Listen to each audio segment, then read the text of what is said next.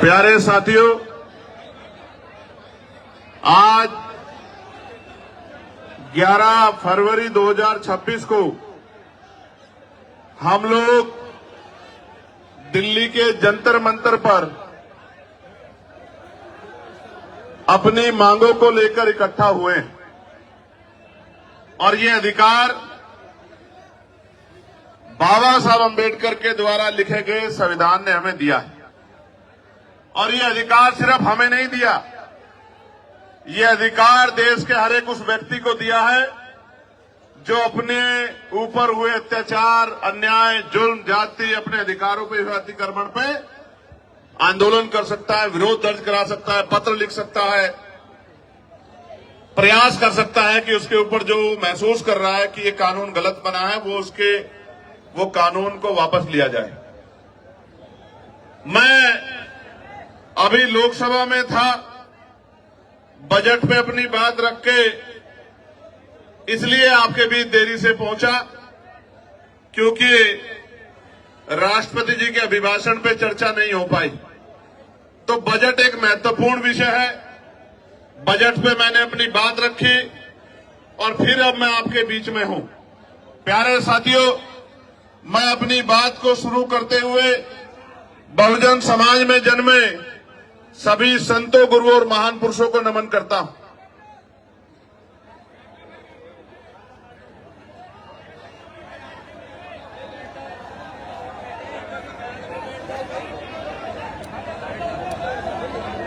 इसलिए नमन करता हूं क्योंकि मैं एक पढ़ा लिखा अधिवक्ता हूं, लोकसभा का सदस्य हूं, इस देश के इतिहास को जानता हूं और इतिहास से प्रेरणा लेकर ही आप अपने भविष्य को मजबूत कर सकते हैं, अपने वर्तमान को अच्छा बना सकते हैं। प्यारे साथियों, मैं सबसे पहले दिल्ली की पूरी टीम का बहुत बहुत धन्यवाद करूंगा कि उन्होंने इस महत्वपूर्ण विषय की गंभीरता को समझा और खुद से आगे बढ़कर निर्णय लिया कि हम यूजीसी के समर्थन में एक आंदोलन बुलाकर देश भर में ये संदेश देने का काम करेंगे कि हम सीना तान के कमजोर वर्गों के साथ खड़े हैं और हम अपने बच्चों की आने वाली जो है हमारी पीढ़ियां हैं उनके ऊपर किसी भी तरह का हमला बर्दाश्त नहीं करें। तो मैं और आप सब लोग दोनों हाथ उठाकर दिल्ली की पूरी टीम को धन्यवाद करें कि उन्होंने ये हौसला जुटाया, उन्होंने ये हिम्मत जुटाई, उन्होंने हमें शक्ति दी, उन्होंने वैचारिक मजबूती को समझा और असल में उन्होंने सबसे बड़े इस दुख को समझा कि बहन पायल, भाई रोहित, बहन डेल्टा और तमाम हमारे बेटे बेटियों की जो शहादतें हुई हैं, संस्थानिक हत्या हुई है, आने वाली पीढ़ियों के हिस्से में ये जुल्म जाति ना आए। इसलिए मैं उनकी बड़ी सोच को भी बहुत बहुत धन्यवाद देता हूं। उसके बाद जिन साथियों ने ये मुमकिन कराया कि दिल्ली जैसे स्थान पर एक बड़ा आंदोलन हो, हमारी बात दूर तक जाए, जो जहां जहां से लोग पहुंचे हैं, मैं उन तमाम भाइयों का, बहनों का, बड़े बुजुर्गों का, अपनी पार्टी के बड़े नेताओं का, सबका धन्यवाद करता हूं। और जिनकी वजह से मैं लोकसभा में पहुंचा हूं, मैं उन भीम आर्मी आजाद समाज पार्टी के साथियों का और नगीना लोकसभा के समझदार लोगों का, नगीना लोकसभा बिजनौर जिले के साथियों का बहुत बहुत धन्यवाद करता हूं। प्यारे साथियों, इस आंदोलन की जरूरत क्यों पड़ी? क्योंकि लोकतंत्र में अगर आप अपने ऊपर होने वाले अन्याय के विरोध में आवाज नहीं उठाते तो ये मान लीजिए कि ये आपके ऊपर मुस्तैद कर दिया जाता है, आपके ऊपर थोप दिया जाता है कि आप इस बात को स्वीकार करते हैं। प्यारे साथियों, आप याद करके देखिए, इस देश में हमें कुछ भी मांगने से नहीं मिला। हर चीज के लिए हमारे अपने बीच के लोगों ने, जिनको आज हम महापुरुष के रूप में मानते हैं, उन्होंने संघर्ष किया है, अपना जीवन बलिदान किया है, अपने बच्चों का बलिदान दिया है, उन्होंने अपना सुख चैन त्यागा है। उसके कारण आज इस देश में कमजोर वर्गों के लोगों को हक और अधिकार मिलने का काम हुआ। प्यारे साथियों, मैं आज उदाहरण देके बताऊंगा, जो भी डिबेट करना चाहता है मैं चैलेंज करके कहता हूं, जिस भी पार्टी के राष्ट्रीय अध्यक्ष में हिम्मत हो वो आजाद समाज पार्टी के राष्ट्रीय अध्यक्ष से डिबेट करे, डिबेट करे। मैं सामान्य डिबेट में इसलिए नहीं जाता क्योंकि आजकल चैनलों पे डिबेट का अस्त्र खत्म हो गया है। अपने स्वाभिमान सम्मान की रक्षा स्वयं करनी है, वहां कोई भी आके बैठ जाता है और कुछ भी कहने लग जाता है। हम इतने लोगों का प्रतिनिधित्व करते हैं, इसलिए हमारी जिम्मेदारी है कि हम अपने सम्मान की रक्षा भी स्वयं करें। इसलिए मैं चैलेंज करता हूं कि जिनका भी प्रतिनिधित्व लोकसभा में है, उस पार्टी का कोई भी राष्ट्रीय अध्यक्ष यूजीसी के विषय पे हमसे डिबेट करे, और जो कमजोर वर्गों के विषय पे डिबेट करे, मुसलमानों के विषय पे डिबेट करे, ईसाइयों के विषय पे डिबेट करे, सिखों के विषय पे डिबेट करे, बौद्धिस्टों के विषय पे डिबेट करे, कर्मचारियों के विषय पे डिबेट करे, किसानों के विषय पे डिबेट करे, दलितों पिछड़ों के हक अधिकारों के विषय पे डिबेट करे, तो हम उनको जवाब देके बताएंगे कि हम जमीन से आए हैं, किसी नेता के पोते बेटे पोती बेटी नहीं है। हमें जमीन का पता है कि आज हालात क्या हैं और लंबे समय से हालात क्या थे। प्यारे साथियों, बड़े गौर से सुनो। नारे तो आप लगा रहे हैं तो बहुत दिनों से, लेकिन खाली नारे से बात नहीं आगे बढ़ेगी। प्यारे साथियों, मैं जानता हूं शिक्षा के दरवाजे किसी और ने नहीं खोले। अगर राष्ट्रपिता ज्योतिबा फूले प्रयास नहीं करते तो आज हमारे तन पे ये कपड़े नहीं आते। अगर शिक्षा में सबसे बड़ा योगदान किसने दिया है तो राष्ट्रपिता ज्योतिबा फूले ने दिया, मां सावित्रीबाई फूले ने दिया, मां फातिमा शेख ने दिया। प्यारे साथियों, इस देश में जिस आरक्षण को रोज बुरा भला कहा जाता है, हालांकि किसी की हैसियत नहीं है बुरा भला कहने की, क्योंकि जब आप ये कहते हैं, जब आप एक उंगली किसी की तरफ उठाते तो 4 उंगली आपकी तरफ भी जाती है, 3 उंगली एक अंगूठे का रुख भी आपकी तरफ होता है, जो आपको ये बताता है कि एक बार अपने गिरवान में भी झांकिए। जो लोग 10% आर्थिक आधार पर आरक्षण लेते हैं, संविधान के विरोध में जो आया है, वो भी आरक्षण पे सवाल खड़ा कर सकते। किस आधार पे? किस आधार पे? जो लोग सदियों से आरक्षण का लाभ लेते आ रहे हैं, तमाम संस्थानों पे काबिज हैं, जिन्होंने कमजोर वर्गों के लोगों को उनकी दुख तकलीफों के बाद, उनके भूखे पेट के बाद, जब उनकी बच्चों को तन ढकने का अधिकार नहीं था, जिन्होंने उनके आंसुओं के बाद भी, जिनके मुंह से एक शब्द भी हाय का भी नहीं निकला कि इनके साथ गलत हो रहा, वो हमसे सवाल कर रहे हैं। नहीं, आपको कोई अधिकार नहीं सवाल करने का। अगर सवाल करना चाहते हैं तो अपने अंदर पैदा करिए कि आपके अंदर न्याय की क्षमता है, आप न्याय प्रिय हैं, पहले साबित करिए, फिर आके सवाल कीजिए, हम आपके सारे सवालों का जवाब देंगे। प्यारे साथियों, आरक्षण क्या जाति के आधार पर मिलता है? आरक्षण क्षेत्र के आधार पर भी मिलता है। आप जाके देखो, जम्मू कश्मीर में आरक्षण क्षेत्र के आधार पर मिलता है। आप जाके देखो हिमाचल में आरक्षण क्षेत्र के आधार पर मिलता है। आप जाके देखो उत्तराखंड में आरक्षण क्षेत्र के आधार पर मिलता है। कौन कहता है जाति के आधार पर मिलता है? आरक्षण उनको मिलता है जो पीछे रह गए हैं, जिनका प्रतिनिधित्व कम है।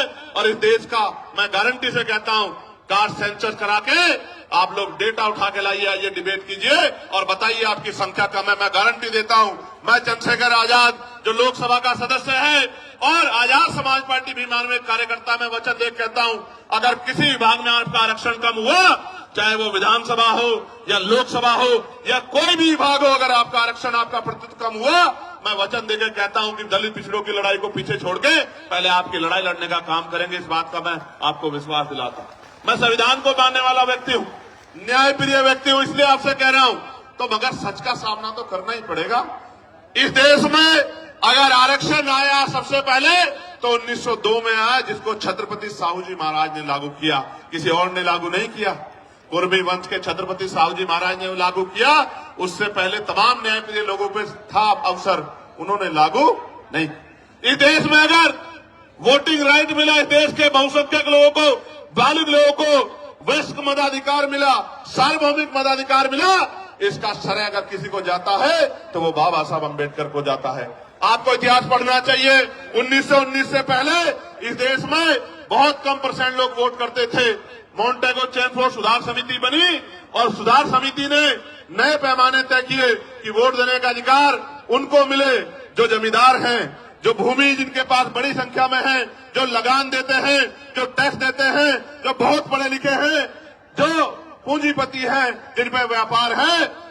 आप इतिहास उठा के देखो, जिन्होंने ने आंख ही या जिनको अपने अधिकारों का पता ही संविधान के आने के बाद लगा है, उनकी संख्या कितनी रही होगी, आप इस बात को महसूस करके देखें। तो इसलिए मैं कह रहा हूं कि कुछ भी मांगने से नहीं मिला है। भारत ऐसा देश है जहां बाबा साहब अम्बेडकर ने जिस तरह आज हम इकट्ठा हुए बहिष्कृत हितकारिणी महासभा के बैनर तले ज्ञापन दिया, उस ज्ञापन के बाद साइमन कमीशन भारत आया और साइमन कमीशन जब भारत आया उनकी रिपोर्टों के आधार पे गोलमेज कॉन्फ्रेंस हुई और तीनों गोलमेज कॉन्फ्रेंस के बाद बाबा साहब अम्बेडकर ने यह सुनिश्चित करवाया कि कमजोर वर्गों के लोगों को भी वोट का अधिकार मिलना चाहिए। तब इस देश में, और आपको जान के खुशी होगी कि न्यायप्रिय चरित्र किसे कहते हैं, कि भारत पहला ऐसा देश है कि संविधान के लागू होने के साथ देश की महिलाओं को और गरीब और अमीर तमाम तबकों के लोगों को वोटिंग राइट मिलने का काम हुआ। ये काम अमेरिका नहीं कर पाया, ये काम जर्मनी नहीं कर पाया, ये काम यूरोपियन कंट्री नहीं कर पाई, ये काम इंग्लैंड नहीं कर पाया। ये काम अगर किसने किया कि महिलाओं को बराबर का अधिकार मिले, तो ये भारतीय संविधान में बाबा साहब अम्बेडकर ने किया। हिंदू कोड बिल पे इस्तीफा दिया जब महिलाओं को उनके अधिकार नहीं दिला पाए, पिछड़ों को उनके अधिकार नहीं दिला पाए। इसलिए हम तो लंबे समय से उपेक्षाओं से लड़ रहे हैं। मैं ये बात आपको क्यों बता रहा हूं, जब हम चारों तरफ देखते हैं तो मामना रामसु वर्मा दिखाई देते हैं, संत राम पी प्रजापति दिखाई देते हैं, मान्यवर काशीराम साहब दिखाई देते हैं, मान्यवर दीना भाना वाल्मीकि साहब दिखाई देते हैं। जब हम चारों तरफ देखते हैं संत गाडगे जी महाराज दिखाई देते हैं, नारायणा गुरु दिखाई देते हैं। जब हम चारों तरफ देखते हैं बाबू सिंह दयाल चौरसिया दिखाई देते हैं, परमानंद लोधी जी दिखाई देते हैं, अवंतिका बाई लोधी जी दिखाई देती है, जलकारी बाई दिखाई देती है, तमाम हमारे महापुरुष और वीरांगनाएं दिखाई देती है। ये सब कौन है? इन्होंने हमारी बस्ती में जन्म नहीं लिया, इन्होंने हमारे जिले में जन्म नहीं लिया, इन्होंने हमारे प्रदेश में जन्म नहीं लिया, मगर हम अपने मां बाप से ज्यादा इनका सम्मान करते हैं और इनके सम्मान पे खून की बूंद बूंद लगा सकते हैं। उसका कारण क्या है आप जानिए। उसका कारण ये है कि इन महापुरुषों ने अपने बच्चों को भी पीछे छोड़ दिया, इन्होंने हमारे लिए अपना पूरा जीवन जिया। इनकी वजह से आज हमें अधिकार मिले। इसका मैं उदाहरण बताता हूं। बाबा साहब अम्बेडकर ने अपने जीवन में 3 लोगों को गुरु माना। धार्मिक गुरु उन्होंने, न्यायिक गुरु के तौर पे उन्होंने महामानव तथागत बुद्ध को अपना गुरु माना।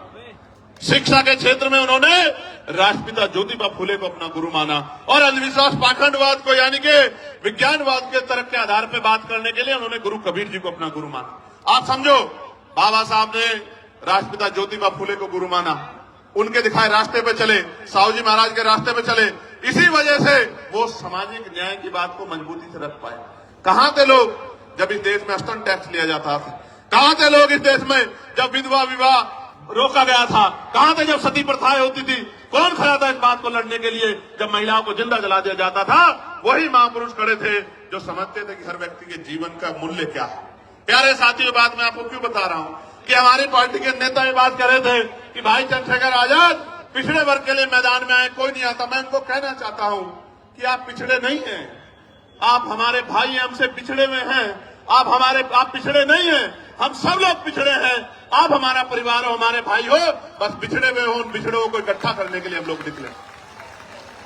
और आप ही नहीं, हर पीड़ित, शोषित, वंचित किसान, कमेरा, वो चाहे बौद्ध हो, सिख हो, सामान्य जाति का भी कोई गरीब है, शोषित है, उसको भी हमारा अपना है, उसके लिए भी हम लोग खड़े हैं।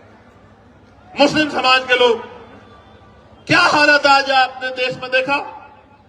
मजारें गिर रही हैं, खानकाहें तोड़ी जा रही हैं, मस्जिदों में बुलडोजर चल रहा है। और अयोध्या में क्या हुआ? जिस व्यक्ति पे आरोप लगा के उसका घर तोड़ दिया, उसको बंद रखा, कोर्ट ने उसको बरी कर दिया। अगर हिम्मत है तो मुख्यमंत्री माफी मांगे अपनी बात के लिए, जो बात उन्होंने असेंबली में खड़े होकर कही थी कि इस धर्म के लोग गुंडागर्दी करते हैं। मैं आपको बताना चाहता हूं कि सब लोग पीड़ित हैं, सब लोग पिस रहे हैं। अभी एक नौजवान साथी मुझसे मिला, मुझसे कहने लगा भैया हमारा विषय उठाना। मैं ये पूछना चाहता हूं, सरकार न्यायप्रिय है तो आप मुझे बताओ, 2025 जुलाई में सरकार ने जवाब दिया कि सेंट्रल यूनिवर्सिटियों में पिछड़े वर्ग के professor, assistant professor, associate professor की 80% रिक्तियां है। कितने परसेंट? 80% रिक्तियां। आदिवासी समाज की 83% रिक्तियां और शेड्यूल कास्ट की, अनुसूचित जाति की 65% रिक्तियां। मैं पूछना चाहता हूं, कोई भी डिपार्टमेंट तभी तो चलेगा जब उसको चलाने वाले लोग होंगे। जिस डिपार्टमेंट में, जिस विभाग में 80% पद खाली खड़े हैं, वहां कौन हमारी पीड़ा को सुन रहा है जब हमारा आदमी वहां है ही नहीं? तो हमें न्याय वहां कहां से मिल सकता है? 45 सेंट्रल यूनिवर्सिटियों में 38 जो है, जो वाइस चांसलर है, कुलपति है, वो सामान्य जाति के हैं। हमारा विरोध ये नहीं है कि सामान्य जाति के हैं, हमारा विरोध ये है कि 45 में से 38 कितने परसेंट बैठता है कि SC ST OBC के लोगों में काबिलियत नहीं है? किस आधार पे आप ये बात कहना चाहते हो? एक SC का, एक ST का, 5 OBC समाज के, जिनकी संख्या 52%, उनको 12% भी नहीं मिल रहा है। इसलिए आंदोलन करना पड़ता है, इसलिए यहां आना पड़ता है। हम तो जानते हैं, मैं आपको इस मंच से कह रहा हूं, फिर कह रहा हूं, याद करो फूले साहब को, याद करो साहू जी महाराज को, याद करो पेरियार को, याद करो रामसु वर्मा जी को, याद करो बाबू जगदेव प्रसाद कुशवाहा जी को, याद करो जगन्नाथ कपूरी ठाकुर जी को, याद करो परमानंद लोधी जी को, याद करो संत राम BA प्रजापति जी को, याद करो शिवदराज चौरसिया जी को, याद करो। और मैं आपको भी कहता हूं, मुस्लिम समाज के मेरे भाइयों, कि अगर सर सैयद अहमद खान नहीं होते तो एक यूनिवर्सिटी भी आपके लिए नहीं बनती। आपको आइडिया नहीं है, कोई आपको पूछने वाला नहीं है। और अगर आपके लिए यूनिवर्सिटियां नहीं होती, आपको तालीम नहीं मिलती, तो आपको इस देश के सिस्टम में आने का मौका ही नहीं मिलता। जब आप डॉक्टर इंजीनियर IAS IPS वकील जज नहीं बन पाते, तो आपको कलम में ताकत नहीं होती, आप कहां से किसी का भला कर पाते? आप तो अपना भला भी नहीं कर पाते। आपने देखा, उनके बाद 2 लोगों ने यूनिवर्सिटी बनाने का काम किया, और दोनों के परिवारों का क्या हाल है? आजम भाई के परिवार का क्या हाल है आप देखो, और इकबाल भाई के परिवार का क्या हाल है सहारनपुर में, आपने देखा। अगर वो कोई व्यापारी को वो बना लेते तो कोई दिक्कत नहीं थी। यूनिवर्सिटी बना के पढ़ाओगे और उनको सिस्टम में लाओगे तो लड़ाई हो जाएगी। बस असल बात ही मैं आपको ये बता रहा हूं मेरे प्यारे साथियों, प्रदेश का, देश का कोई डिपार्टमेंट उठा के देख लो, अगर आप बैकलॉग ढूंढोगे तो मैं लिख के देता हूं कि अगर बैकलॉग भरा जाए तो आज ही 5, 7, 10 lakh schedule caste, schedule tribe, backward के लोगों को नौकरी, सरकारी पक्की नौकरी मिलने का काम होगा। लेकिन इन सरकारों ने क्या कर रखा है? इन्होंने ठेके संविदा पे अपने लोग रख रखे हैं, कम पैसे में लोग रख रखे हैं। जो लोग रख रखे हैं उनको पूरा पैसा नहीं मिलता, कॉन्ट्रेक्चुअल जॉब दे रखी है, क्योंकि आरक्षण ना देना पड़े SC ST OBC के लोगों को। इसलिए मैं आपको कहना चाहता हूं, ये जो UGC आया, मैं इसका धन्यवाद करूंगा, इस गाइडलाइन का। इसके आने से कई लोगों के चेहरे बेनकाब हुए, जो कहते थे हम सेकुलर हैं, हम न्यायप्रिय हैं।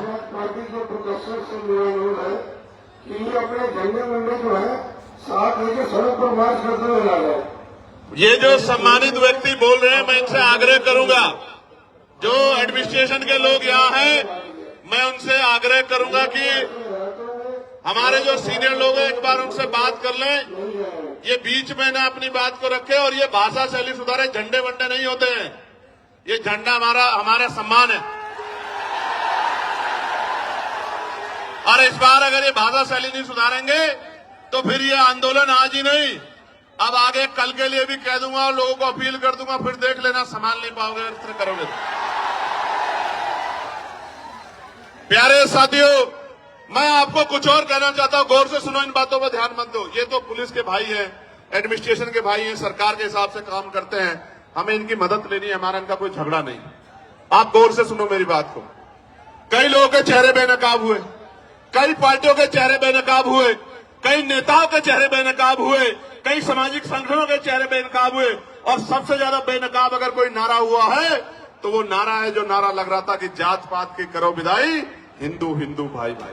वो नारा भी बेनकाब हो गया, वो नारा झूठा था। अगर वो नारा सच्चा होता तो मैं पूछना चाहता हूं कि जब मंडल कमीशन की बात आती है, जब SC ST आयोग की बात आती है, SC ST एक्ट की बात आती है, जब UGC की नई गाइडलाइन की बात आती है, तो आप आंदोलन क्यों करते हो हमारे खिलाफ? क्यों हमारे खिलाफ आंदोलन करते हो? क्यों आप हमारे खिलाफ आंदोलन करके सड़कें जाम करने का काम करते हो? क्यों आप आंदोलन करके, जो कहते थे कि प्रधानमंत्री हिंदू हृदय सम्राट है, उन्हीं प्रधानमंत्री को बताओ कहा गया, नहीं कहा गया, कैसे कैसे शब्दों से नवाजा गया। तो जिस प्रधानमंत्री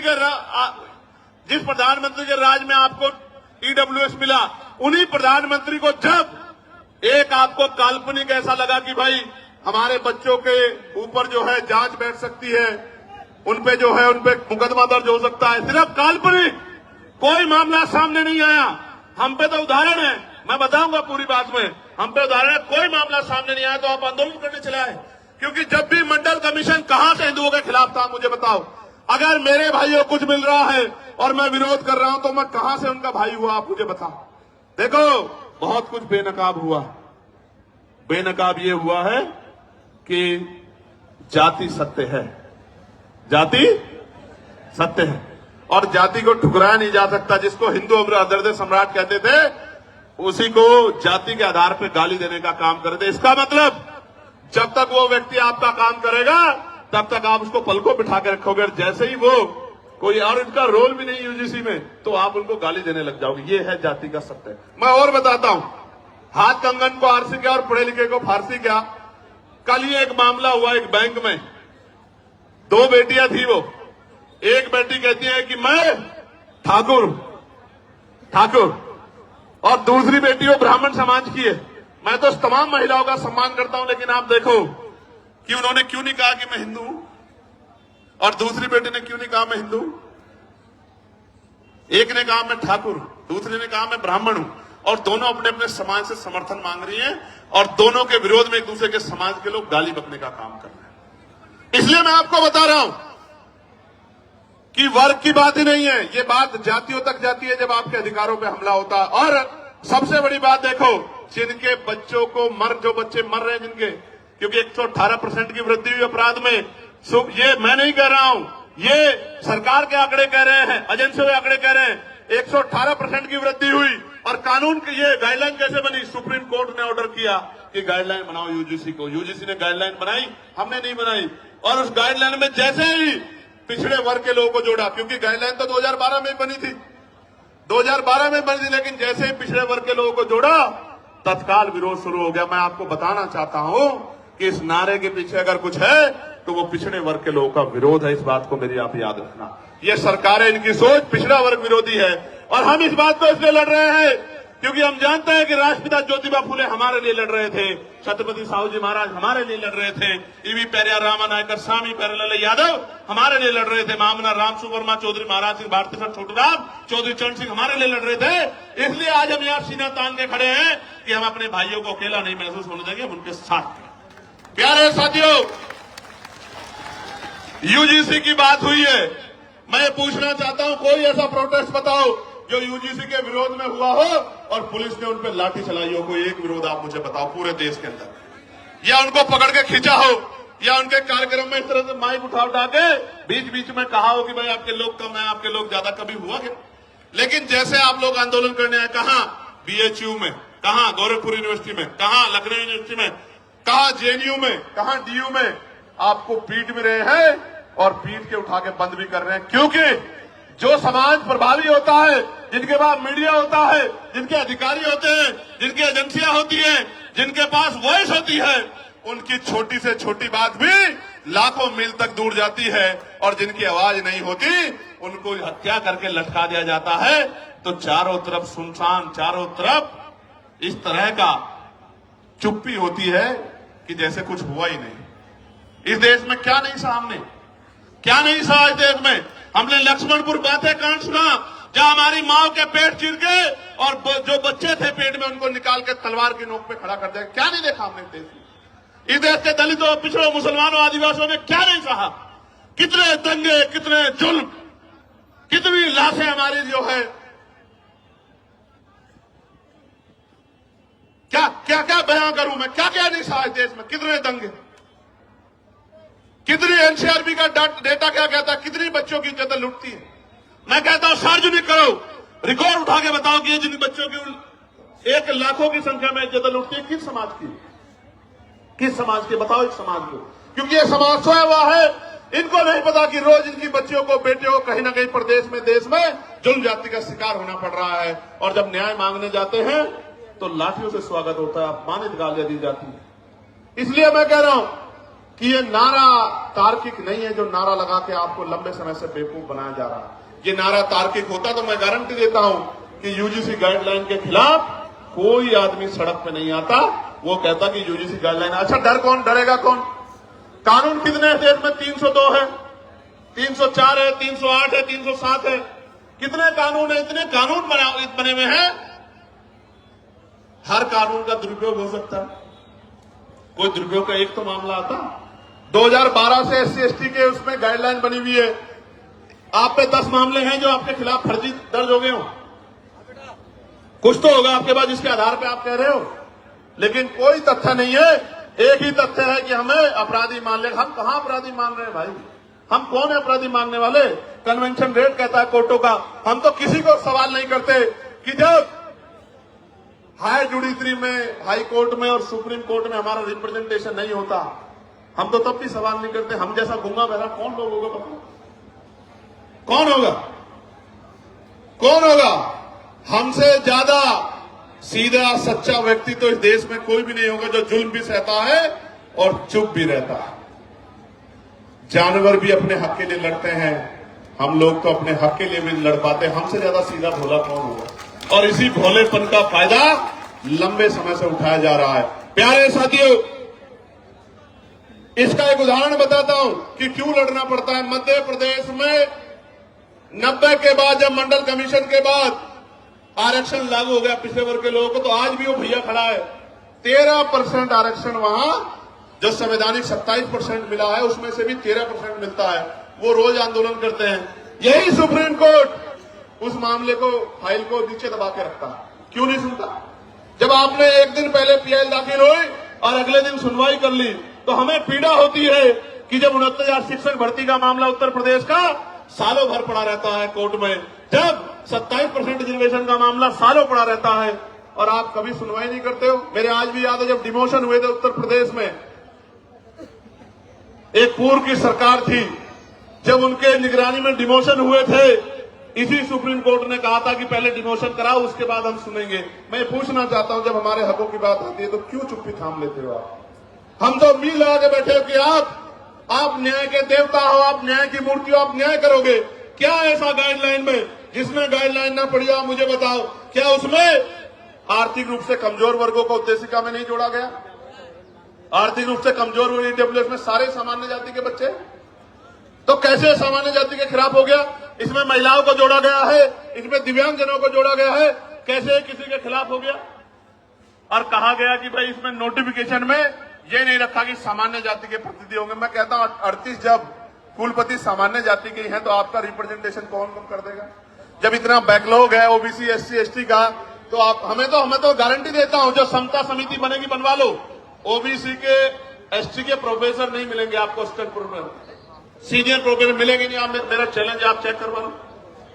तो इसलिए मैं कह रहा हूं, प्यारे साथियों, मंडल कमीशन आया था, मंडल कमीशन 2 सिफारिशें लागू हुई, अभी बाकी सिफारिशें चूकी हुई। कभी कोर्ट को नहीं लगता कि ये सिफारिशें लागू होनी चाहिए, कभी नहीं लगता, कभी नहीं लगता। और निजी क्षेत्रों में हम लोग पार्लियामेंट में बिल लेके आए, प्राइवेट मेंबर बिल, की निजी क्षेत्रों में एससी एसटी ओबीसी के लोगों को आरक्षण मिलना चाहिए। क्यों मिलना चाहिए भी सुनो। निजी क्षेत्र बनता कैसे है? निजी क्षेत्र इस तरह बनता है कि सरकार जमीन देती है, 1 रुपए लीज पे हजारों बीघा जमीन, फिर उसको लोन देती है, फिर टैक्स में छूट करती है। इस तरह की छूट वो किसानों को, मजदूरों को, गरीबों को, अल्पसंख्यकों को, मुसलमानों को, आदिवासियों को नहीं देती। इतने सब प्रावधानों के बाद तब जाके वो प्राइवेट सेक्टर बनता है। तो जो सारा ही सरकारी पैसे से बना हो, सारा ही सरकारी जमीन पे बना हो, तो उसमें कमजोर वर्गों को हिस्सेदारी क्यों नहीं मिलनी चाहिए? कोई पूछने वाला है क्या? इसलिए हमने कहा कि निजी क्षेत्रों में भी आरक्षण की व्यवस्था होनी चाहिए। और आज इसकी देश की सच्चाई ये है, आपको जानना चाहिए देश की सच्चाई। सच्चाई ये है कि कितने ही जो शहर हैं जिनको कहा जाता है स्मार्ट सिटी, उनमें सफाई कर्मचारी सीवर में उतरते हैं, सीवर में मर जाते हैं। 7,000, 8,000, 9,000, 11,000 पे, 13,000 पे मजबूर है काम करने के लिए। मैं आपको जिम्मेदारी के तौर पर कहना चाहता हूं, जानबूझ के जाति के आधार पर ये काम दिया गया है और जाति के आधार पर इसके वेतन का निर्धारण किया गया है। पर की नौकरी छीन के ठेकेदारी संविदा पे नौकरी देके आज भी हमारे लोग गटर में मरते हैं। किसी को दुख क्यों नहीं होता? क्यों नहीं सुप्रीम कोर्ट संज्ञान लेता? एक मुख्यमंत्री असम का ये कहता है कि 5 की जगह 4 रुपए दो, इतना सताओ कि ये प्रदेश छोड़ के भाग जाए। जो वीडियो जारी करता है जिसमें सीने पे गोली मारने का जो है निर्देश दिया गया है, मैं पूछना चाहता हूं सुप्रीम कोर्ट सुमोटो क्यों नहीं लेता है? इस वायलेशन में सुप्रीम कोर्ट चुप क्यों है? हमारे नरसंहार पर सुप्रीम कोर्ट चुप क्यों है? इसलिए तकलीफ होती है कि जिस न्याय के मंदिर से हमें उम्मीद है वो न्याय का मंदिर हमारी तरफ नहीं देख रहा। इसलिए प्रोटेस्ट करना पड़ता है कि उस न्याय के मंदिर तक हमारी भी तकलीफ जाए, हमारी भी पीड़ा जाए। हम भी इस देश के लोग हैं, हम भी देश में टैक्स देते हैं, हम भी देश को सींचते हैं, हम ही देश की बिल्डिंगें बनाते हैं, हम बड़े बड़े शहरों की बिल्डिंगें बनाते हैं, उसमें हमारा पसीना लगता है न्यूनतम वेतन मजदूरी पे, और मजदूरी मांगने पे हत्या भी होती है। हम ही देश की बिल्डिंगें बनाते हैं, हमारे पसीने खून से बिल्डिंगें बनती हैं। हमारी माएं, हमारी बहनें, हमारे बच्चे पेट पे जो है हमारी माएं बच्चे बांध के इस बिल्डिंगों में ईंटें चढ़ा चढ़ा के मशीनरी तो आ जाइए, इस देश को मजबूत करने का काम करते हुए बड़ी बड़ी बिल्डिंगें बनाती है। इन बिल्डिंगों में हम पे रहने के लिए स्थान नहीं होता है। ये सब हमारे सामने। सरकार कहती है हम प्रधानमंत्री आवास योजना चला रहे हैं, लेकिन आप देखो हल्द्वानी में कैसे बसे बसाए लोगों को उजाड़ने का काम किया जा रहा है। इसलिए दर्द होता है कि चारों तरफ हमें कोई सुनने वाला नहीं। प्यारे साथियों, मैं कर्मचारियों की पीड़ा को समझता हूं, ठेकेदारी सुविधा पर जिस तरह उनको लूटा जा रहा, मैं इस बात को समझता हूं। मैंने कहा कि जो भूमिहीन कमजोर हैं, जिनको पट्टे दिए गए थे दलित पिछड़े वर्ग के लोगों को, वो सारे पट्टे छीनने का काम सरकारें कर रही है, गुंडागर्दी कर रही है, भूमाफिया कर रहे हैं। लेकिन सुप्रीम कोर्ट संज्ञान नहीं लेता, और अगर फाइल जाएगी, और मैं दूसरों की नहीं कहता, मैं अपने मामलों को जो अन्याय मेरे साथ हुआ इनको लेकर सुप्रीम कोर्ट जाऊंगा। आप देखना कितने कितने दिन बाद फाइलों का मौका मिलेगा, आप निर्धारण करना। मैं कहना कहा ना, प्रत्यक्ष प्रमाण की जरूरत नहीं है। मैं भी जाऊंगा सुप्रीम कोर्ट बहुत जल्दी, अगले 10 दिन के अंदर। मैं देखूंगा कि हम कमजोरों की पीड़ा को भी इस तरह सुना जाता है क्या, जब सरकार हम पे जुल्म करती है, जब सरकार हम पे अन्याय करती है, निर्दोष होते हमें जेल भेजने का काम करती है, हम पे रासुका लगाती है, हमारे बच्चों को पीटने का काम करती है, हमारी हड्डियां तोड़ने का काम करती है, हमें करंट लगाने का काम करती है, तो ये सुप्रीम कोर्ट हमारी पीड़ा को भी सुनता नहीं सुनता। मैं जाऊंगा। प्यारे साथियों, आज इस देश में शिक्षा बाजार बन गई है, शिक्षा बाजार बन गई है। गरीब आदमी अपने बच्चों को अच्छी पढ़ाई नहीं दिला सकता, कोई पूछने वाला नहीं है। बच्चे पढ़ेंगे नहीं तो आगे कैसे जाएंगे, और जो चला जाता है वो हिंसा का शिकार हो जाता है, जातीय भेदभाव का शिकार हो जाता है। मैं दूर नहीं जाता, कहते हैं ना कि भाई उदाहरण की जरूरत पड़ती है। मीडिया के साथी यहां हैं। वर्ष 2012 में वर्धमान जो अब सफदरजंग है, महावीर मेडिकल कॉलेज में SC/ST समुदाय के MBBS कर रहे छात्रों को फिजियोलॉजी के लिखित टेस्ट में जाति देखकर जानबूझ के फेल किया गया। आरोप लगे, जांच हुई, और आपको जान के अचरज होगा, छात्रों की शिकायत पे जब दर्ज हुई, सरकार ने कमेटी बनाई जिसका नाम था मुंगेकर कमेटी। मुंगेकर कमेटी की जांच में पता लगा कि SC/ST के बच्चे के पेपर पे अंकित जाति देख के चुन चुन के फेल किया गया। तो हमारे मन में सवाल क्यों ना पैदा हो कि हमारे साथ कास्ट बेस्ड डिस्क्रिमिनेशन होता है। और ऐसा ही नहीं, कमेटी की रिपोर्ट पे कोर्ट ने उन छात्रों को मात्र पास ही नहीं किया, दोषियों के खिलाफ 10-10 लाख रुपए का मुआवजा देने के लिए आदेश दिए, दोषियों पे कार्रवाई की। मैं इसलिए आपसे कह रहा हूं कि होता है डिस्क्रिमिनेशन, कास्ट बेस्ड डिस्क्रिमिनेशन होता है, इसीलिए तो हम कह रहे हैं। और हमने थोड़ा ही गाइडलाइन बनाई, हमारी पीड़ा को आपने काफना, सुप्रीम कोर्ट के आदेश को आपने सुन के गाइडलाइन बनाई। मैं धन्यवाद करूंगा कि उन गाइडलाइनों को हमारे पढ़े लिखे लोगों ने पढ़ा। भाई देखो, दो तरह का समाज है अभी। एक वो जो हाशिए पे गांव में रहता है, लेकिन वो मेहनत मजदूरी करके उनके पिताजी भी अपने बच्चे को यूनिवर्सिटी भेजने का काम कर रहे हैं। यूनिवर्सिटी क्यों भेज रहे हैं कि मेरी गरीबी, बेबसी, लाचारी, परेशानी, बीमारी, तकलीफों को ये मेरा बेटा पढ़ लिख के doctor, engineer, IAS, IPS professor बन के 2 रुपए कमा के सम्मान का जीवन खुद भी जिएगा, मेरी तकलीफों को भी दूर करेगा, मेरे दरिद्र को भी काटेगा। वो बच्चा पढ़ने आता है लेकिन वो उत्पीड़न का शिकार हो जाता है। और ये मैं नहीं कह रहा हूं, ये एजेंसियों की रिपोर्ट कह रही है, इसलिए इस आधार पर गाइडलाइन बनी है। प्यारे साथियों, बातें तो बहुत है कहने को, लेकिन मैं ये कह रहा हूं, ये सच है कि जहां आपकी आवाज नहीं होगी वहां सुनवाई नहीं होगी। इसलिए आपको अपनी आवाज को मजबूत करना पड़ेगा। आज इस आंदोलन का पहला चरण है, आज यहां है, कल राष्ट्रीय अध्यक्ष भीम आर्मी के नेतृत्व में भोपाल में होगा। 9 तारीख को राजस्थान में हुआ था। हम लोग इतनी चैन से नहीं बैठने वाले हैं। हमें जब मुझसे कोई पूछता कि चंद्रशेखर भाई कैसे आए जीत के, तो मैं कहता हूं मैं नहीं आया, मेरे लोगों ने मुझे चुन के भेजा है, क्योंकि आज उनकी आवाज को उठाने वाला कोई भी नहीं है। आज उनके दर्द पे, उनकी दर्द पीड़ा पे बोलने वाला कोई नहीं है। मेरी क्या औकात थी कि मैं आ जाता लोकसभा में। मेरे लोगों ने वोट और नोट देके मुझे चुन के भेजा है। मेरी जिम्मेदारी बैठती है कि अगर उनकी तरफ आंच आए, उनकी तरफ उंगली उठे, तो मैं भी बोलूं और अपने साथ के जागरूक लोगों को भी बोलने के लिए तैयार करूं। इसलिए आज ये आंदोलन हो रहा है। प्यारे साथियों, इस देश में संविधान है, आर्टिकल 25-26 है, धार्मिक आजादी है। मैंने आज ही पार्लियामेंट में पूछा कि आप ये बताओ, तमाम त्योहारों पे आप व्यवस्था करते हो, लेकिन भगवान बुद्ध की जयंती पे, संत कबीर जी की जयंती पे, गुरु रविदास जी की जयंती पे, पेरियार जी की जयंती पे, फूले जी की जयंती पे, साहू जी की जयंती पे, तमाम जो हमारे महापुरुष हुए हैं, मुस्लिम समाज में भी हुए, सिख समाज में भी हुए, जैन समाज में भी हुए, बौद्ध समाज में भी हुए, उनकी जयंतियों के अवसर पे, उनके धार्मिक आयोजनों पे आप बजट क्यों नहीं देते हो? बताओ। आप ईद पे क्या बजट खर्च करते हो? आप मुहर्रम पे क्या बजट खर्च करते हो? आप शबे बारात पे क्या बजट खर्च करते हो? क्या इस देश के धन पे कुछ ही लोगों का अधिकार है? फिर ये देश, ये सरकार सबका साथ सबका विकास के झूठे के नारे के साथ क्यों खड़ी है? ये कहे कि धन तुम्हारा और अधिकार हमारा, धन तुम्हारा अधिकार हमारा, हम अपने लोगों को देंगे। ये सच बताने का काम करें। हम जानते हैं सच क्या है। प्यारे साथियों, मैं लगातार उन विषयों को पार्लियामेंट में उठाने का काम करता हूं। हमारी संख्या कम है, इसलिए मुझे समय कम मिलता है, लेकिन ये संख्या कम हमेशा नहीं रहेगी। ये संख्या हमेशा कम नहीं रहेगी।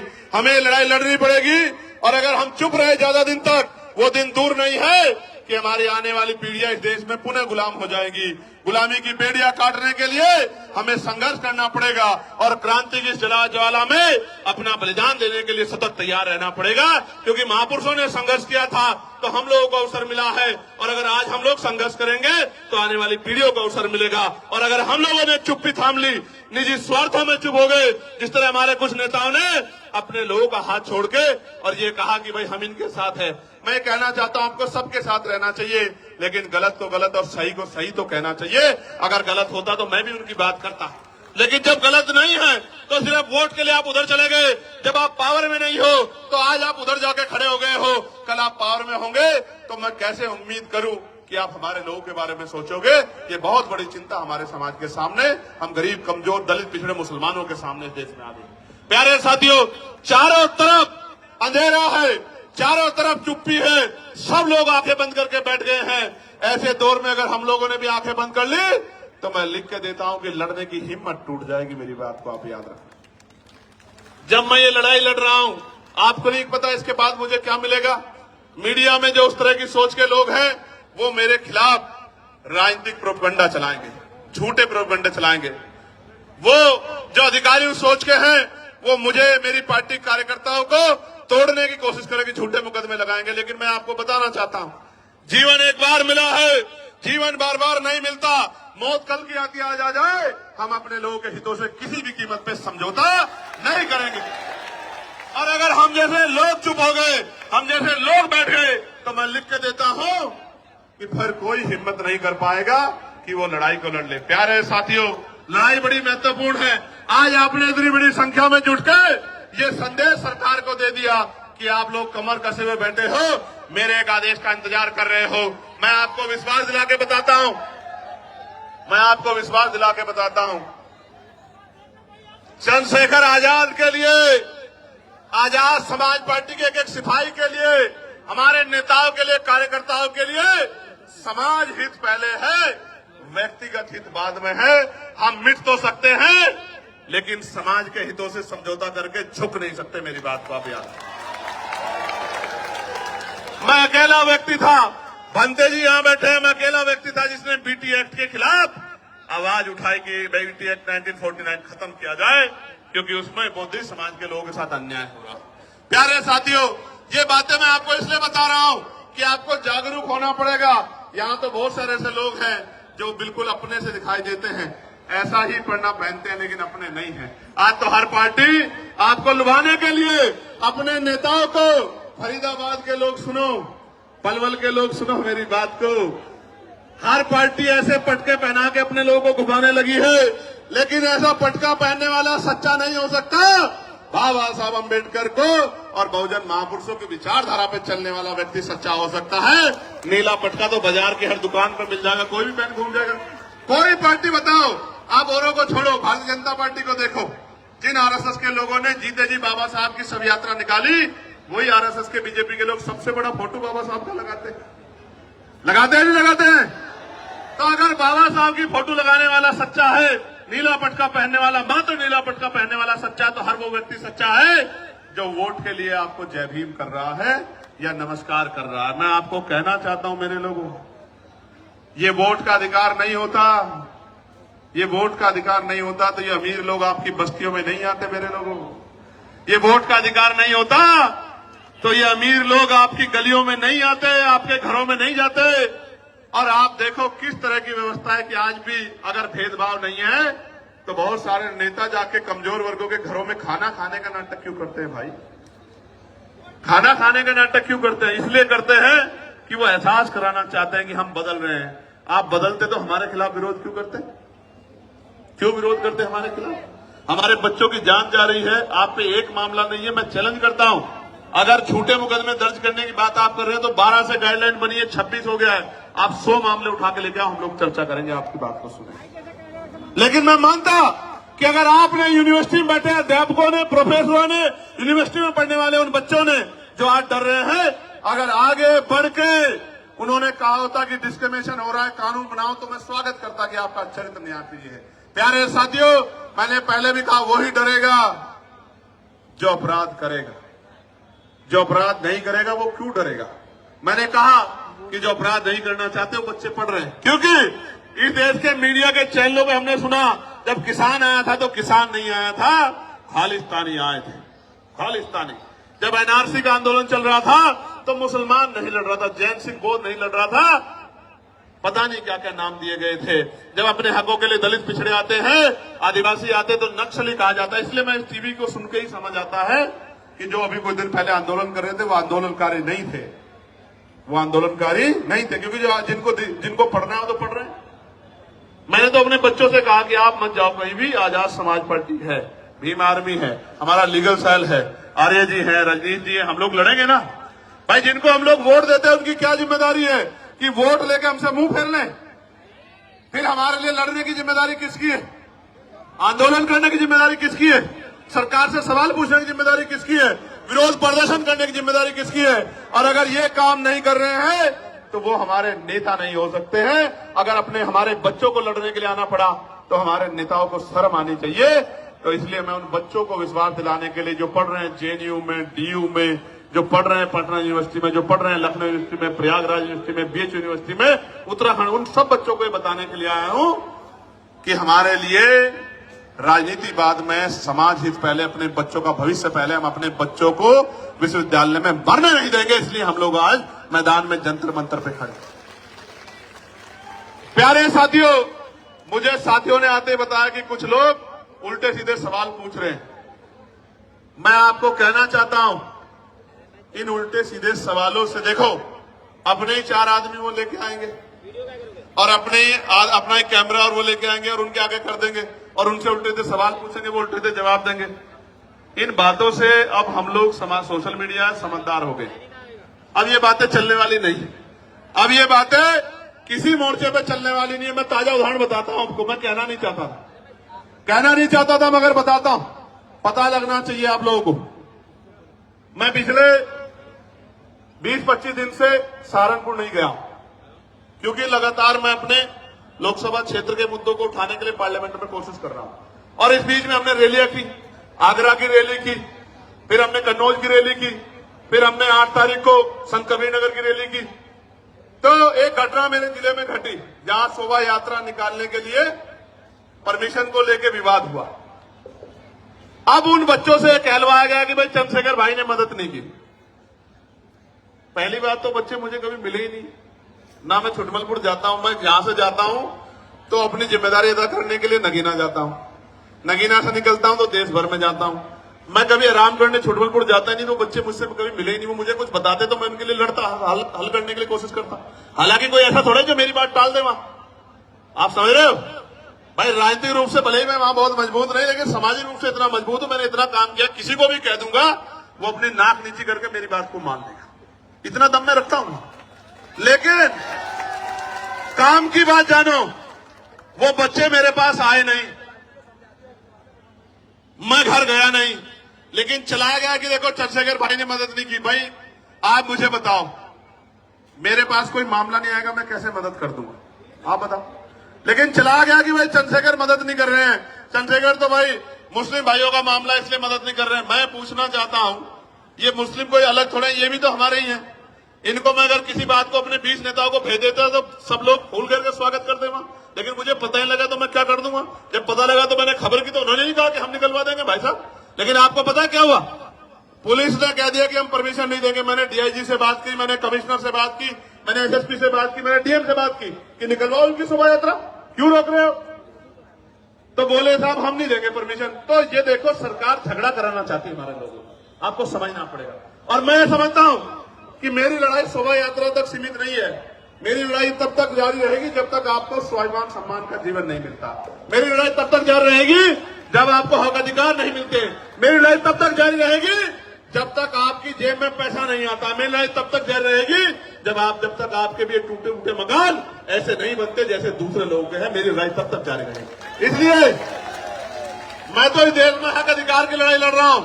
जो लोग मेरा मुकाबला नहीं कर सकते, आजाद समाज पार्टी भीम आर्मी के नेताओं का मुकाबला नहीं कर सकते, वो जानबूझ के इस तरह के षड्यंत्र करके तमाम तरह की चीजों के प्रयास करते हैं। मैं उनको कहना चाहता हूं, खूब प्रयास करो, समय बदल गया है।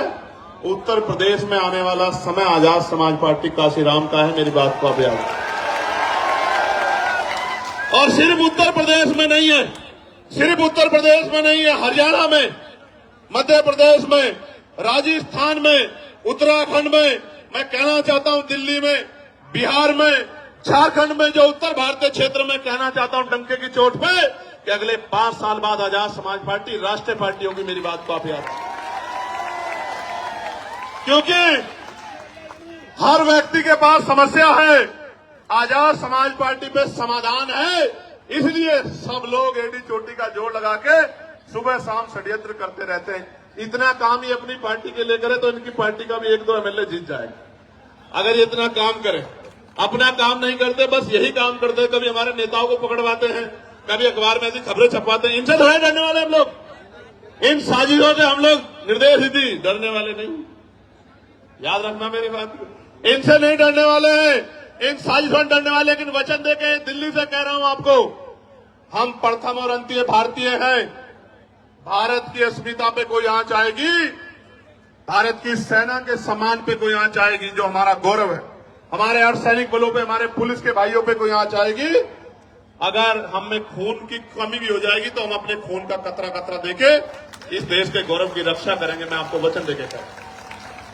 हमारी लड़ाई किसी जाति से नहीं है, किसी धर्म से नहीं है, हमारी लड़ाई अधिकारों की है, हमारी लड़ाई सामाजिक न्याय की है, हमारी लड़ाई भाईचारा कैसे बनेगा। एक आदमी ताला लगा के बैठ के गरीबों को कुछ देना नहीं चाहता, ये लोधी जी खड़े हैं बुलंदशहर वाले, एक आदमी ताला लगा के बैठ गया, हापुड़ वाले भी, और वो देना नहीं चाहता, और हम लोग दरवाजा खटखटा रहे हैं कि हमारा हिस्सा में दे दो। कैसे जो है भाईचारा बन जाएगा। जब तक इस देश में धन धरती राजपाट नहीं बटेगा तब तक बात आगे नहीं बढ़ेगी। और मैं आपको कहना चाहता हूं, समय आ गया है, नौजवानों ने लड़ाई ली है। कहते हैं ना, संघर्षों के साए में घनघोर जवानी पलती है और इतिहास उधर झुक जाता है जिस ओर जवानी चलती है। जिस दिन से मुजफ्फरनगर की रैली हुई, आगरा की रैली हुई, हरदोई की रैली हुई, कन्नौज का ऐतिहासिक जो है महारेला हुआ, संत कबीर नगर की रैली हुई, 25 तारीख को जौनपुर में ऐलान होगा। उसके बाद जौनपुर में, और देखना, चैलेंज करके कह रहा हूं, गौर से सुनो, जौनपुर में ऐतिहासिक रेला होगा। जौनपुर के बाद 15 तारीख को बाराबंकी में ऐतिहासिक रेला होगा। उसके बाद 29 तारीख को मार्च में लखीमपुर खीरी में महारेला होगा। मेरी बात को आप याद रखना, डंके की चोट पे कह रहा हूं। और रंजन साहब, आप भी सुनो, आपने नहीं देखा होगा कि 2 दिन पहले ग्राउंड बदल दिया जाता है, 2 दिन पहले परमिशन नहीं देते हैं। जिस तरह के गुंडा तंत्र से हम लोग लड़ रहे हैं, कोई लड़ नहीं सकता। हमारी बड़ी बड़ी रैलियां होती है और मीडिया में 1 मिनट नहीं होती कि वो आजाद समाज पार्टी की न्यूज दिखा दे। लेकिन हम नाराज नहीं हैं, हम ये मानते हैं कि अभी हमारी शक्ति कम है, हम इसको बढ़ाएंगे। हम मजबूर करेंगे कि हर एक व्यक्ति की नजर हमारी तरफ जाए। हर एक व्यक्ति की नजर हमारी तरफ जाए, वो हमारे दर्द को महसूस करे, वो हमारे विषयों पर चर्चा करे। वरना एक ही समाज के लोग टीवी के पूरे पैनल में बैठ जाएंगे और एंकर भी उसी समाज से होगा। कैसे दलितों, पिछड़ों के, मुसलमानों के हालातों में चर्चा कर लोगे मेरे भाई? आप ही सोचो क्या हालात। प्यारे साथियों, गरीब का दर्द गरीब समझता है और मजलूम का दर्द मजलूम समझता है। कोई शोषक शोषितों का दर्द नहीं समझ सकता है। प्यारे साथियों, मैं आज इस मंच से नगीना के लोगों से माफी चाहता हूं, क्योंकि नगीना के लोगों की इच्छाएं बहुत हैं, लेकिन मैं मजबूर हूं कि नगीना से उत्तर प्रदेश फतेह नहीं हो सकता है। इसलिए मैं 1 साल का समय नगीना के लोगों से चाहता हूं। जब 27 का चुनाव खत्म हो जाएगा, मैं वचन दे कहता हूं, मैं नगीना को 1 मिनट के लिए नहीं छोड़ूंगा, आपके साथ रहूंगा 24 घंटे। लेकिन अभी आप अपने दिल पे हाथ रख के बोलो और बताओ, क्या नगीना का, मात्र नगीना को मेरी जरूरत है या पूरे उत्तर प्रदेश में जाके जन जागरण की जरूरत है? आप बताओ।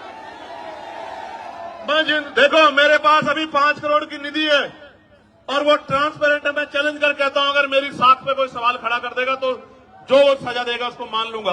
वो सबके सामने है। मैं कोशिश करता हूं कि किसी का काम जो जरूरी है वो ना रुके। मैं फिर कह रहा हूं, ये 5 करोड़ में सीमित हूं मैं। जिस दिन राजकाज बनेगा, सिर्फ नगीना नहीं, जिस चीज पे आप हाथ रख दोगे कि भाई ये काम होना चाहिए, मैं गारंटी देता हूं वो काम करके दिखाएंगे आप मेरी बात। इसलिए प्यारे साथियों, 1 साल का समय दे दो। 1 साल, इतने साल जुल्म सहाया, आपको बिल्कुल अलग रखा। 1 साल का समय दे दो। 1 साल के बाद आपकी तरफ एक भी शिकायत की सुई नहीं आने देंगे। इस बात का मैं आपको विश्वास करता हूं। प्यारे साथियों, शामली भैंसवाल के लोग धरने में बैठे हैं। कुछ लोग यहां भी आए हैं हमारा समर्थन करने। मैं उनका बहुत समर्थन करता हूं। उनकी जो मांग है आप बताइए, हम लोकसभा के पटल पे भी उठाने का काम करेंगे और उनको जाके मजबूती देने का भी काम करेंगे। प्यारे साथियों, अंत में जब मैं अपनी बात को खत्म करूंगा तो मैं आपसे भी कुछ उम्मीद करके आया। बताओ, मेरी मदद करोगे नहीं करोगे? और मेरी मदद का मतलब क्या है? सुनो, मेरी मदद यानी कि आपकी खुद की मदद। गौर से सुनना। आज हमने, किसी को नहीं पता था हमारा प्रदर्शन यहां होता है तो पूरा कनॉट पैलेस, पूरा ये क्षेत्र जाम हो जाता है। इस बात को पूरा प्रशासन, पुलिस जानती है। आज हमने चुनिंदा लोगों को, ये भी हजारों संख्या में हो गए हैं, अलग अलग स्टेट से बताया कि उनको जाकर किस तरह लड़ाई लड़नी है। राजस्थान के कुछ साथी दिख रहे हैं, हरियाणा के कुछ साथी दिख रहे हैं, यूपी के कुछ साथी दिख रहे हैं, मध्य प्रदेश के कुछ साथी दिख रहे हैं, इसी तरह उत्तराखंड के साथी भी दिख रहे हैं। दिल्ली का तो बारंबार हम लोग धन्यवाद करते हैं। बिहार के साथी दिख रहे हैं। मैं आपको ये कहना चाहता हूं, गौर से सुनो, मैं आपको ये कहना चाहता हूं, अंत में गौर से सुनो, मैं आपसे क्या चाहता हूं। आप यहां से जब घर लौटो तो इस बात को समझो कि political power is the master की। जब तक राजनीतिक सत्ता हमारे पास नहीं होगी तो हमारे हितों में फैसले नहीं होंगे, पॉलिसियां नहीं बनेगी। मैं आपसे, आप उससे मेरे खून का कतरा कतरा ले लो फौजी साहब, लेकिन मैं आपसे आग्रह कर रहा हूं कि गली मोहल्लों में जाके अपने वोट को संगठित करके अपनी ताकत 2027 में उत्तर प्रदेश के अंदर बना। और मैं बड़ी बात नहीं कह रहा हूं श्री जी, एक मौका आप आजाद समाज पार्टी काशीराम को मिलने दो। मैं वचन देके कहता हूं, विश्वास से कहता हूं, पूरी हिम्मत से कहता हूं कि जो लोग आज हमारे साथ नहीं है वो भी ये कहेंगे कि हम उसका विरोध भले ही कर सकते हैं, उस पार्टी का, उसकी पॉलिसी का, लेकिन उनका काम में मुकाबला नहीं कर सकते। ऐसा काम करके दिखाएंगे। मेरी बात को आप याद रखें। प्यारे साथियों, मैं पुलिस के भाइयों का बहुत धन्यवाद दूंगा। एड्रेस मुझे भी नहीं पता अभी है। 1 मिनट, एक आदमी को बोलना तो। आजमगढ़ वाली होगी, अभी बाद में देंगे आजमगढ़ को मौका। अभी आप ये सुनो, 25 तारीख को जौनपुर में कार्यक्रम है, रैली, एक बात। और 25 तारीख के बाद 15 तारीख को, 15 मार्च को रैली है बाराबंकी लखनऊ के पास, और 29 मार्च को है लखीमपुर खीरी, और 5 अप्रैल को है। उत्तराखंड के साथियों को भी मौका दिया है कि वो भी अपनी शक्ति को इस बार दिखा दें। बहुत दिन हो गए हैं उनको भी, क्योंकि इस बार उत्तराखंड से भी हमारा प्रतिनिधित्व आने वाला है, ऐसा भी मेरा विश्वास है। प्यारे साथियों, आप यहां जुटे हो, बड़ी ताकत दी आपने आके, इतनी छोटी कॉल पे इतनी मजबूती से आपने आंदोलन किया। 500 लोगों के आंदोलन को 50 बार टीवी में दिखाया जाता है, 5 लोगों के आंदोलन को ब्रेकिंग न्यूज में दिखाया जाता है। आशा और उम्मीद है कि आज आपकी तरफ भी मीडिया की निगाह जाएगी, ऐसा मेरा विश्वास है। भले ही वो निगेटिव वे में जाए, भले ही वो निगेटिव वे में जाए, भले ही वो ये कहे कि बहुत शोर शराबा था, नौजवान पेड़ों पे चढ़ गए थे, पुलिस बार बार रोक रही थी, इस तरह की सारी बात करें, लेकिन कभी कभी आपके खिलाफ जो साजिश होती है उससे भी लोकतंत्र में आपका प्रचार होता है, तो इससे घबराने की जरूरत नहीं। प्यारे साथियों, ऐसे मुट्ठी बंद करो मेरे साथ सब लोग, जहां तक मेरी आवाज जा रही है मुट्ठी बंद करो। जय भीम, जय भारत, जय संविधान, जय मंडल, जय जोहर। आवाज दो, आवाज दो। यूजीसी गाइडलाइन लागू करो, कुर्सी खाली करो, यूजीसी गाइडलाइन लागू करो, कुर्सी खाली करो, बाक लोग भरो, बाक लोग भरो, कुर्सी खाली करो, किसानों को एमएसपी की लीगल गारंटी दो, वरना कुर्सी खाली करो, निजी क्षेत्रों में SC ST OBC को आरक्षण दो, वरना कुर्सी खाली करो, प्रमोशन में रिजर्वेशन SC ST OBC को लागू करो, वरना कुर्सी खाली करो, पुरानी पेंशन बहाल करो, गरीबों की जमीन लूटना सरकारें बंद करें। बंद करो, बंद करो। एक अंतिम बात, यूजीसी पे सरकार का पक्ष भी आपको जानना चाहिए। शांत होकर सुनो भाई, बहुत इंपॉर्टेंट है बात।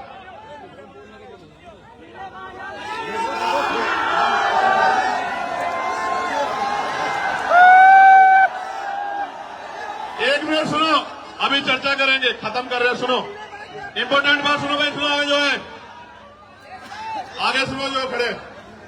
देखो, जब ये यूजीसी गाइडलाइन के खिलाफ कोर्ट में गए लोग, तो सरकार की जिम्मेदारी थी कि वो पैरवी करती। आप क्योंकि सुप्रीम कोर्ट की जो कार्रवाई है वो भी अब ऑनलाइन है, तो सॉलिसिटर जनरल जो है हमारे, उन्होंने एक शब्द नहीं कहा कि भाई ये होना चाहिए, इसमें कोई कमी नहीं है। अगर वो बोलते तो मानते सरकार इस पक्ष में थी। गौर से सुनो, क्योंकि जब किसानों के खिलाफ कानून बने और किसान आए कोर्ट में, तो सॉलिसिटर जनरल की खूबियां गिना रहे थे, 370 पे खूबियां गिना रहे थे, 3 तलाक पे खूबियां गिना रहे थे और तमाम कानूनों पे खूबियां गिना रहे थे। लेकिन यूजीसी की गाइडलाइन पे जब रोक लग रही थी, तो जेब में हाथ डाल के खड़े थे। मुझे बड़ी तकलीफ होती है कि जिनको हम रहनुमा समझते हैं वही हमें मारने के पीछे तले। और बाजों की तरफ मत देखो, कल ये विरोधी लोग कहेंगे कि ये बाज भी चंद्रशेखर ने पाल लिए हैं, ये बाज भी चंद्रशेखर जी की मदद करने के लिए पहुंच जाते। भाई मैंने किसी को नहीं कुछ भी कहा है, मैं तो प्यार बांटने के लिए निकला हूं, लोगों को जोड़ने निकला हूं। अगर इंसानों के साथ पक्षी भी जुड़ रहे हैं तो मैं क्या कर सकता हूं मेरे भाई को।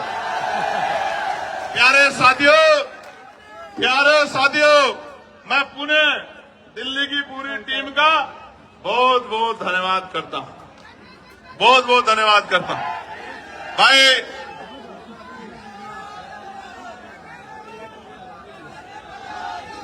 एक मिनट शांत हो जाओ, सुनो भाई सुनो, जो लोग मेहनत करते हैं उनका सम्मान होना चाहिए। मैं धन्यवाद दूंगा भाई बालक राम बोस जी का, महेश पहवाल जी का, भाई हिमांशु जी का और सीपी सिंह जी का और आर्य जी का, अनिल सागर जी का, हमारे एडवोकेट सुमन साहब का, और जो बाकी लोग हैं वो और मैं एक